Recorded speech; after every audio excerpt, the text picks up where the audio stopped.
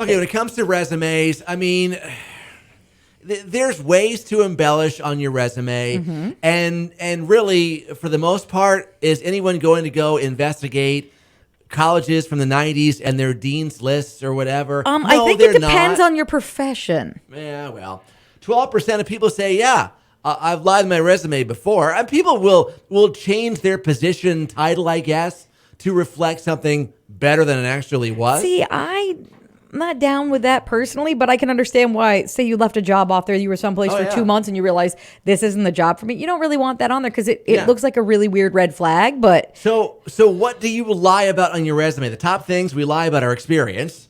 If it's kind of scattered about, you quit, you came back, you quit, you came back, instead of having on there gaps, you just put the years there. Good enough. You lie about your past jobs, and there's some that if you worked there for a month, got fired, does it need to go on your resume? Does anybody really care?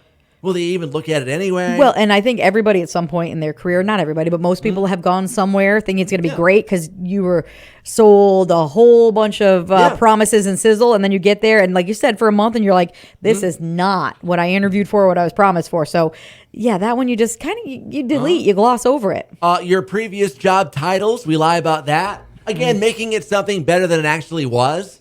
Maybe it wasn't so glamorous, but it kind of would fall in line with a more glamorous title, I guess. Or are you making it fluffernutter style where you're like, okay, instead of saying I ran the register, you're saying I front end sales associate specializing in customer service. Sounds a lot better than I ran the register. And then lastly, we lie about, which no one really cares about, your interests and hobbies. Those always make me laugh when I see those on resumes and cover letters anyways, because I honestly don't understand why they're that big a deal. And I think that's something more in an interview style if it is of interest. And just missing out on the top 5 things we lie about on our resumes, your education and your criminal history.